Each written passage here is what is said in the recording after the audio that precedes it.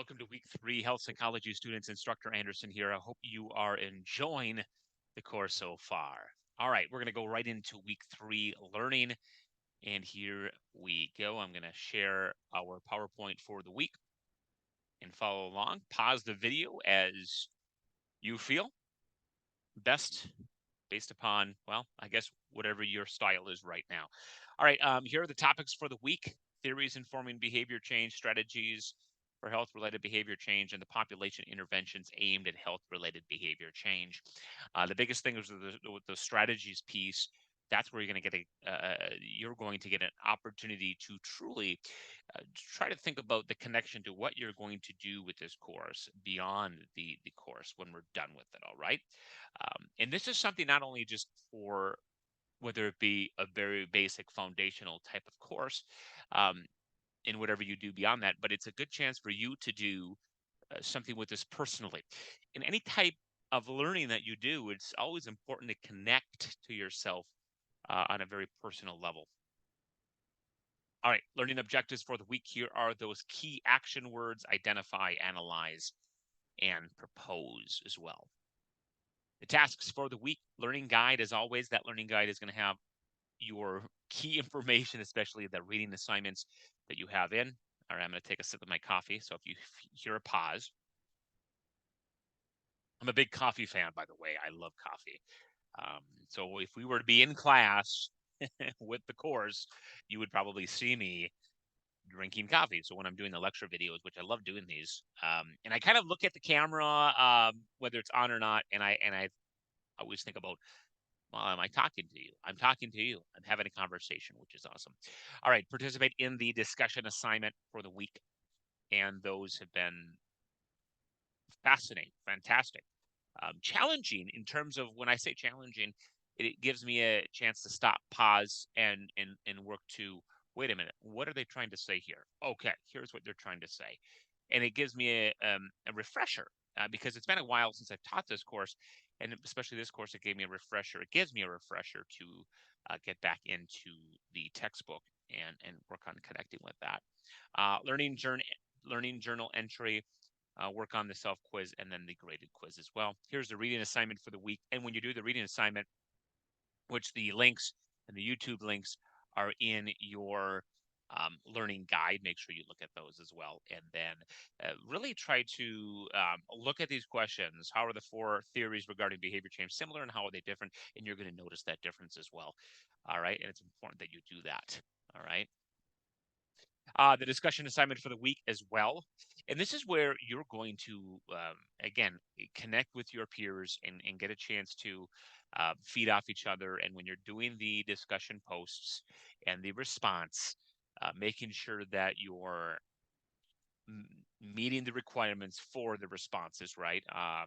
And you're also meeting the requirements for the initial discussion post, answering the questions. What I like to do is I generally, what I do is to tell students to take the questions right in the post on a separate Word document as you're constructing this. And you don't need to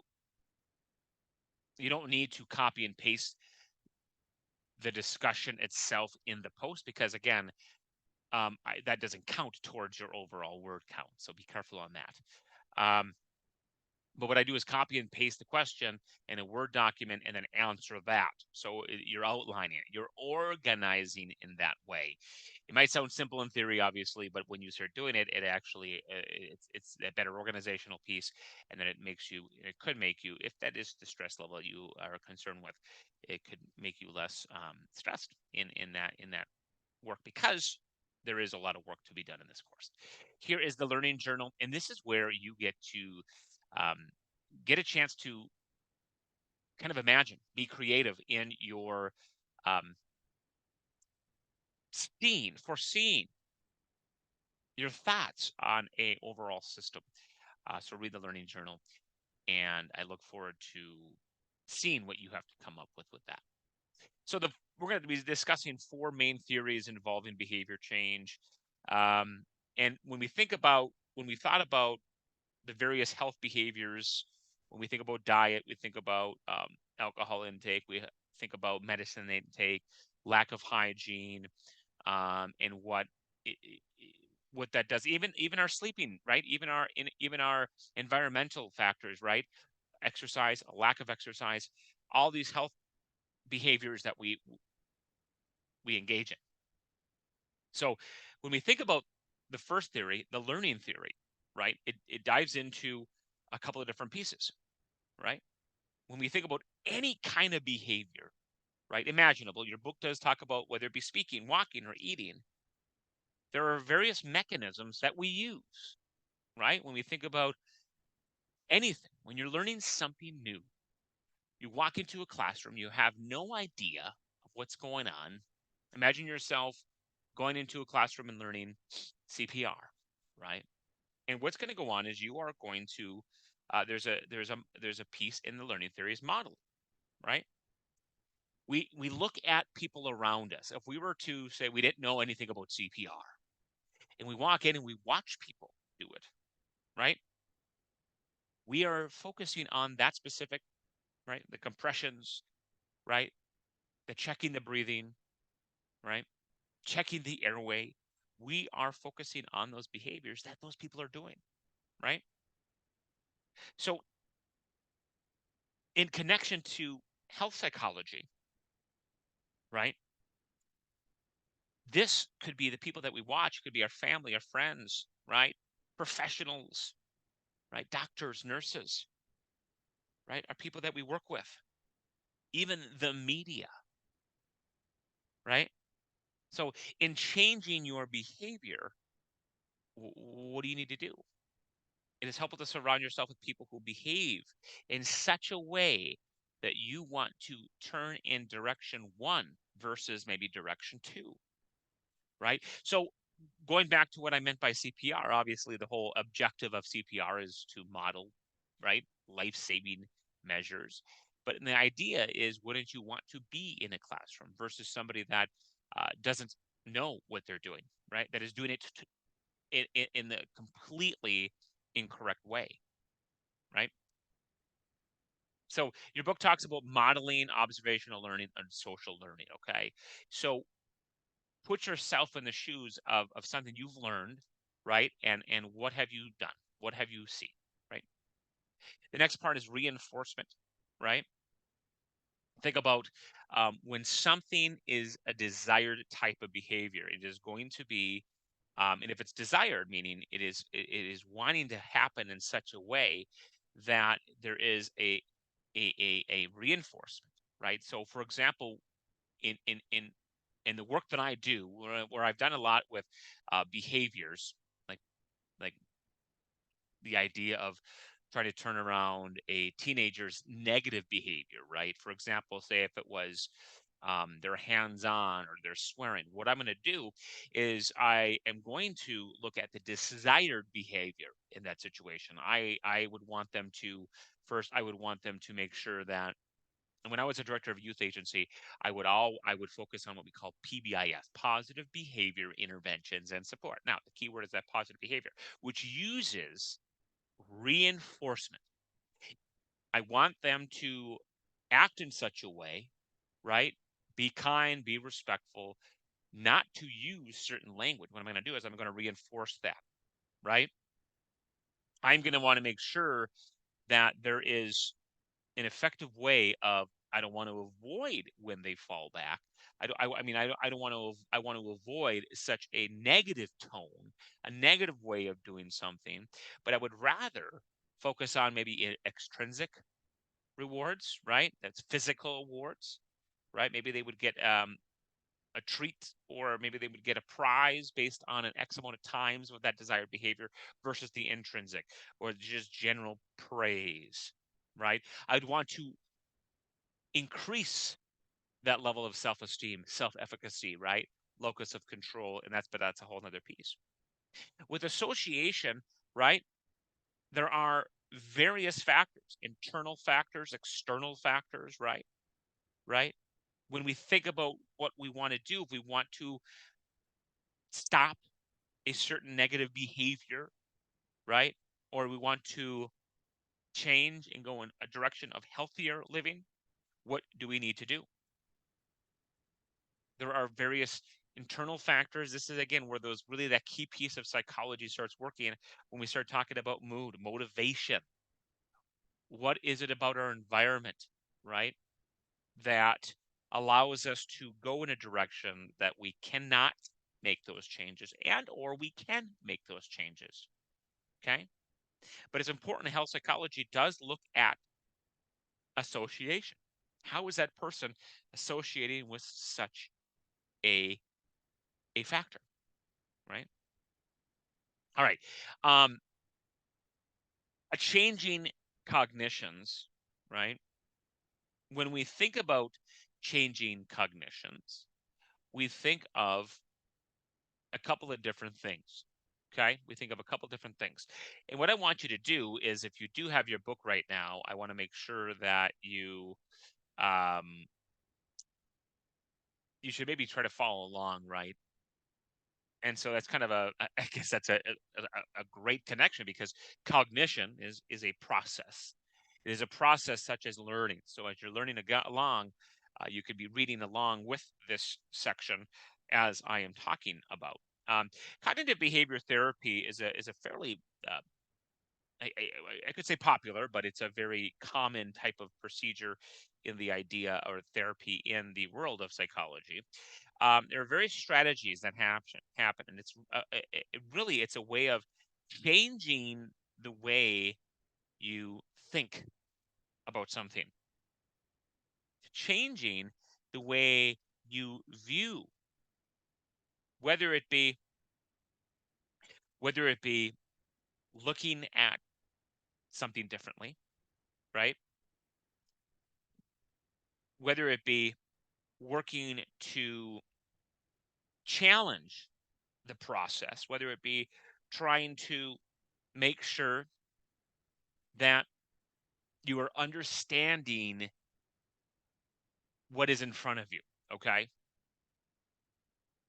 Very broad in what I just said, but here's what I want you to think about in the book. Okay.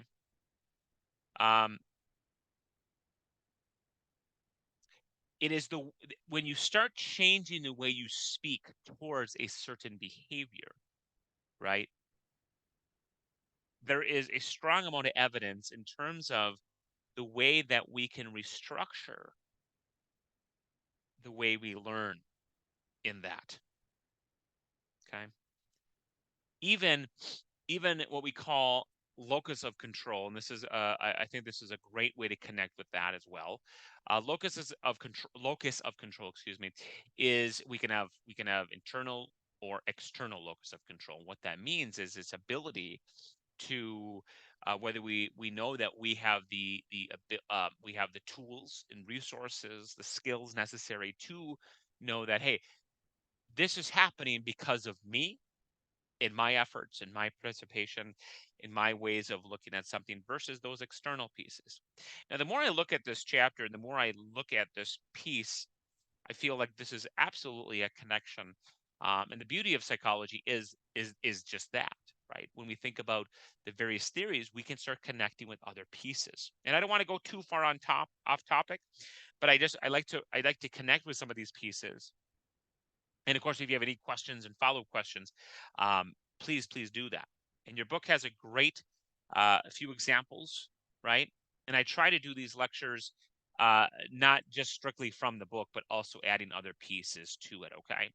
And here's another piece. When we think about cognitive behavior and the changing perspectives, oops, it is. We think of this. We have thoughts, behaviors, and emotions, right?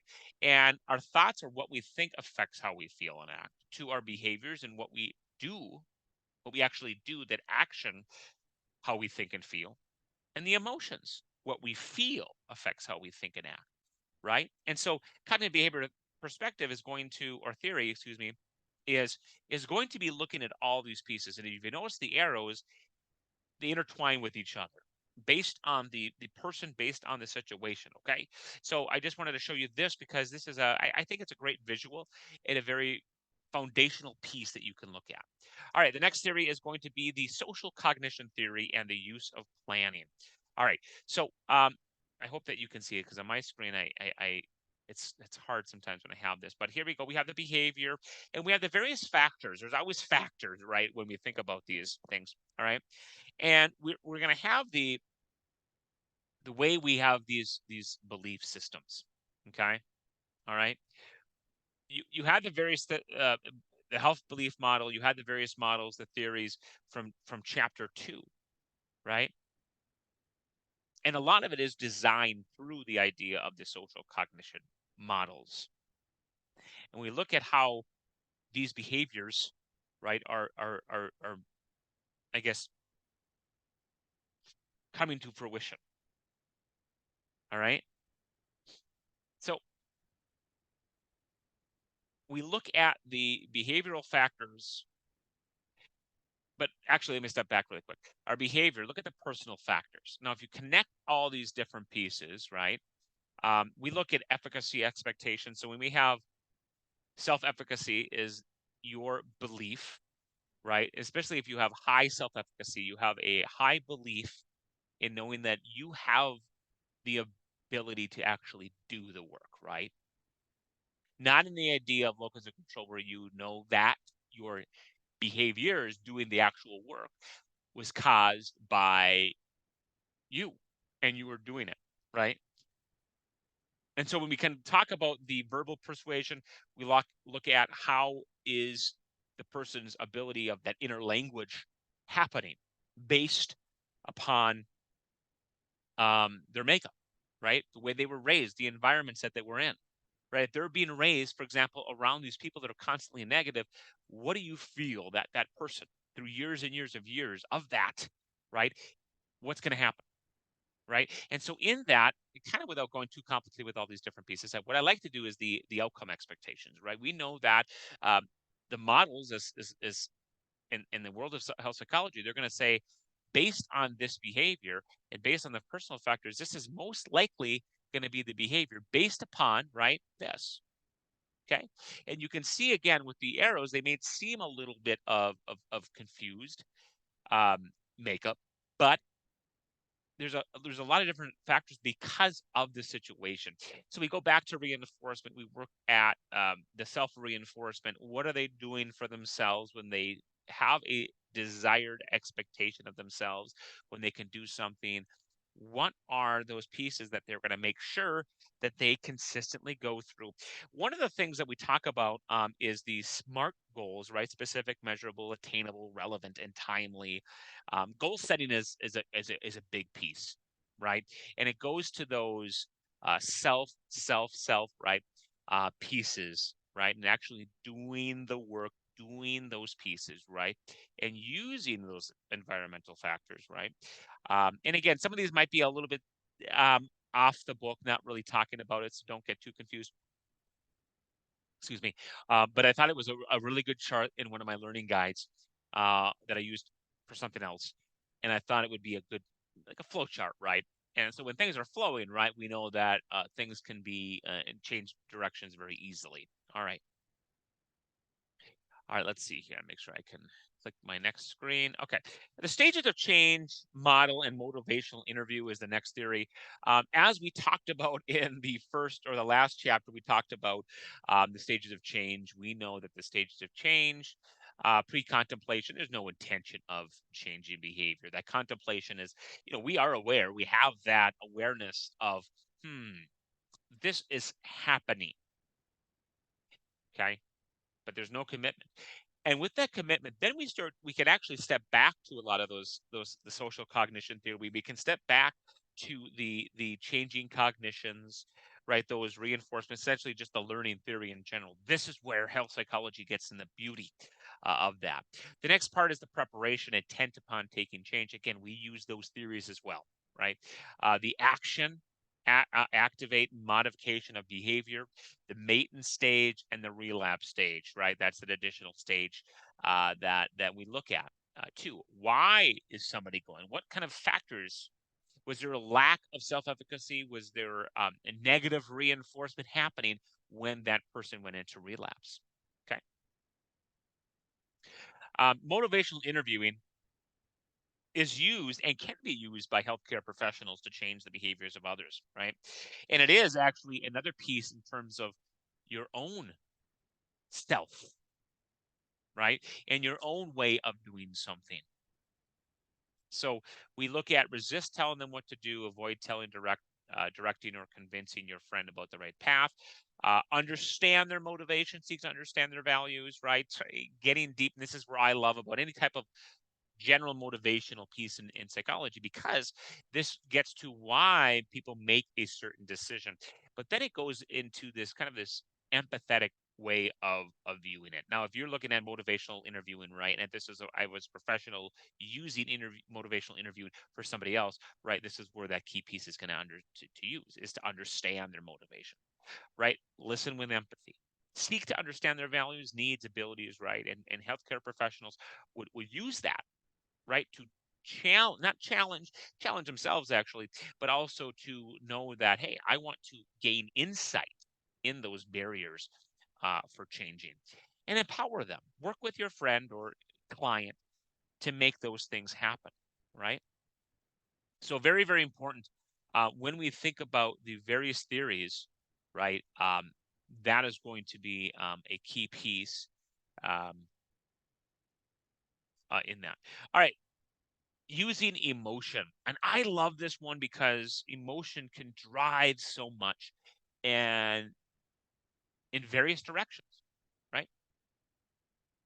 So when we think about using emotion, well, I guess I did this, constructed this a while ago, but you can see when the picture there, when we see using emotion, right? When we are in various states of our life, when we are experiencing something, right? We have places that we go, right? When we are unsure of something, when we're uh, when we're questioning something, right? We can go into fear. We can go into an anxiety emotion, fear, anxiety, right? With that unknown, right? It's just like walking into a room not knowing what to expect, right? You could be excited because of your internal factors, right? Of who you are, right? And again, there's a lot of factors, and we use the various theories to understand why people do certain things, right? But specifically in the emotions piece, there was a time when they said fear is going to change people. Fear is going to make people go in such a direction. When you start putting out ads and saying, you know what, here's the thing: you smoke, you're going to get cancer. You have alcohol. You know what? If you're pregnant and you have alcohol, this is going to cause harm to your baby. Okay. So those things have been developed through time, and you see the Surgeon General's warning. You see these warnings on various labels. Now you might say, well, that's good. That's being informed. Yes, but the whole idea was from the use of emotions. How do we get to people? How do we jump over that gap that we are seeing with why people are relapsing? What's happening? Well, let's try to straighten that path a bit more by putting emotions. So hopefully you were able to use these learning objectives and identify these objectives throughout this course, through this chapter, excuse me. All right, I'm going to put my video back on. I hope that video helped you. Again, feel free to pause this video. And by now, I mean, you probably would have or didn't. But I want to be able to have you read video, whatever, or whatever whatever you choose to do. I'm not dictating how you should be learning, and I hope that you're benefiting from these videos as well. I guess it's a very basic way of trying to connect with you, um, as a student and teacher. All right, cheers. Here's to some more coffee. All right, have a good one, everybody. See ya.